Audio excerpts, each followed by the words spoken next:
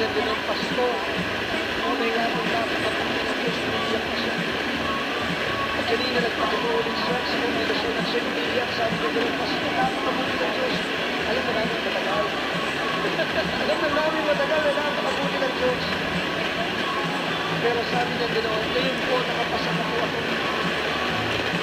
Sa halos kumulang na 850 na nag-test. Pag 850 po ako, pastor. Sabi ko, buti hindi ka tinagat ng langgam. Kung tinagat ka ng langgam, baka nakamital ka na.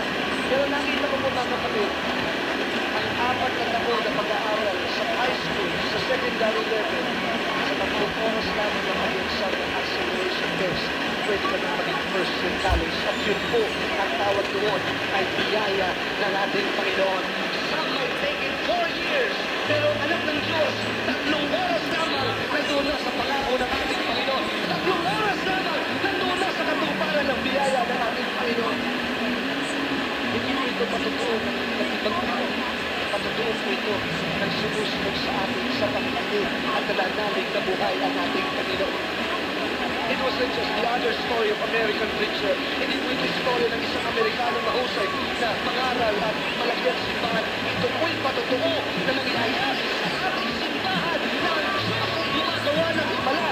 Ang Diyos ay nagbibigay ng pag-asa at ang Diyos ay totoo sa kanyang pangako. Hindi sa katulad ng tao na nagsisinungaling sa Diyos na marunong tumupad ng kanyang sinabi. Pag sinabi ng Diyos, mga kapatid, you hear what I'm saying? Pag sinabi ng Diyos gagawin mo, and you are next in line, sabihin mo siya na you are next in line. Sabihin mo siya na ikaw na kasunod, ikaw na kasunod. Sabihin mo siya na ikaw na kasunod. Hallelujah. You are next in line, you are next in line. Hallelujah. The old history ends with the cross. But our new history begins with the resurrection. Noong unang panahon, sa lumang tipan, they thought that God is always an anti-God. They thought that God is hard to instruct.